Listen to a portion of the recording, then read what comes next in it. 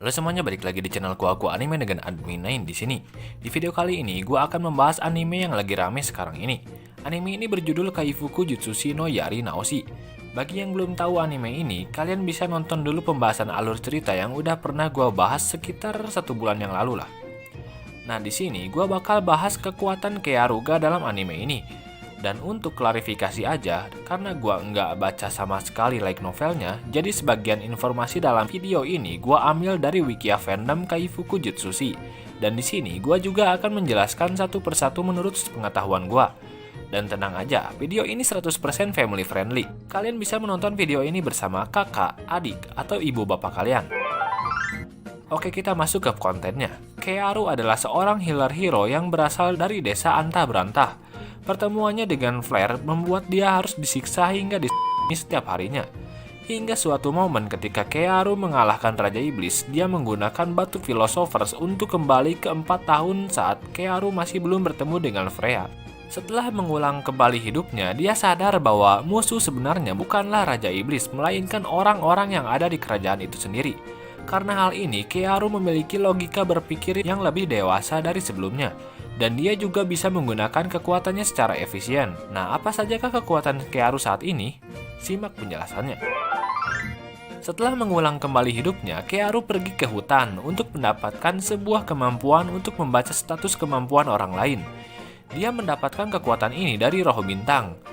Kemampuan ini juga disebut sebagai Eye of Truth, atau bahasa Indonesianya itu mata kebenaran yang bisa melihat apapun.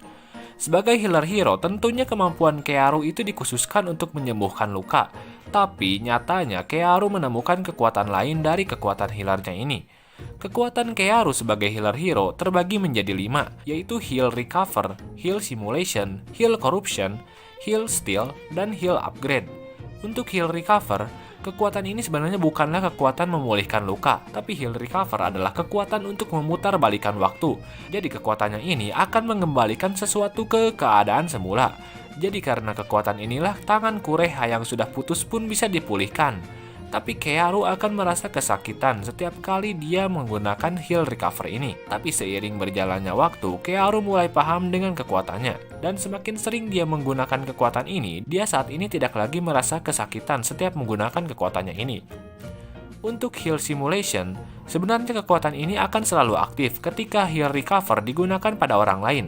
Singkatnya, Heal Simulation ini akan memberikan Keiaru sebuah ingatan yang berupa kemampuan bertarung dari orang yang dia sembuhkan. Misalnya saat Keiaru menyembuhkan tangan Kureha, di saat itu juga dia secara langsung mendapat ingatan yang berupa kemampuan bertarung dari Kureha. Karena hal ini jugalah nantinya saat Kureha harus berhadapan dengan Keiaru, Kureha kebingungan kenapa Keiaru memiliki gaya pedang yang sama dengannya. Untuk Heal Corruption, skill ini adalah sebuah kemampuan khusus Keiaru yang bisa membuat musuh yang dia pegang menjadi hancur dari dalam. Karena kalau ada skill yang bisa memulihkan, pastinya juga ada skill yang menghancurkan. Keiaru juga menyebut bahwa skill ini adalah skill one hit KO. Karena ya, Keiaru cuma harus megang targetnya doang untuk menghancurkan mereka. Jangan pegang. Untuk Heal Steal, gampangnya skill ini bisa mencuri atau menyalin level seseorang. Jadi dengan skill ini, si Keiaru bakal bisa naik level dengan cara mencurinya dari orang lain. Selain itu, Keiaru juga bisa menggunakan kekuatan ini untuk menyerap mana seseorang. Kemampuan inilah yang dia gunakan pada Freya untuk membuatnya menjadi lemah. Ya logikanya si Freya ini kan Meg, dan Meg itu nggak akan guna kalau nggak ada mana. Kemampuan Keiaru berikutnya adalah Heal Upgrade. Singkatnya, skill ini bisa digunakan Keiaru untuk memodifikasi sesuatu sesuai dengan keinginan Keiaru. Keiaru bisa meningkatkan statusnya sendiri. Sebenarnya bukan meningkatkan sih, tapi kayak nuker statusnya gitulah. Singkatnya, dia bisa ningkatin status attack-nya, tapi status defense-nya akan turun. Ya, kayak gitulah intinya. Kalau kalian pernah main game MMORPG, pastinya tahulah apa yang gue maksud di sini. Dengan skill Heal Upgrade, Keiaru juga bisa mengubah penampilan seseorang termasuk dirinya. Dan dia juga bisa mengubah karakter seseorang hingga genre dan pikiran seseorang juga. Kalau gak salah, nanti ada momen ketika Keiaru nyamar jadi cewek untuk mendekati si pahlawan pedang. Dan di sini ngakak sih, masalahnya pas itu anunya si Keiaru masih jadi cowok. Dan sebenarnya masih banyak lagi kegunaan skill dari Heal Upgrade ini.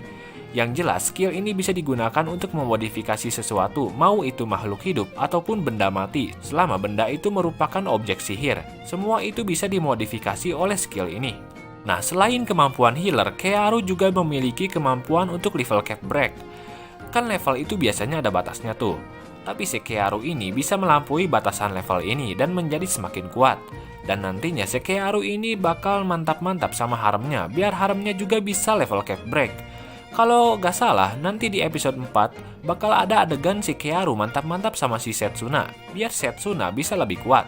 Untuk party Kearu, saat ini partinya telah diisi oleh Freya yang aslinya adalah Flare, Setsuna, Kureha Clairet, Ivris, lalu adik dari Freya yaitu Norn yang nantinya akan dicuci otak dan diganti namanya menjadi Ellen. Meski Kearu bertingkah baik di depan mereka, tapi Kearu sebenarnya hanya menganggap mereka sebagai mainan dan alat saja. Jadi bisa dibilang, si Kearu ini gak ada rasa sayang pada mereka sama sekali.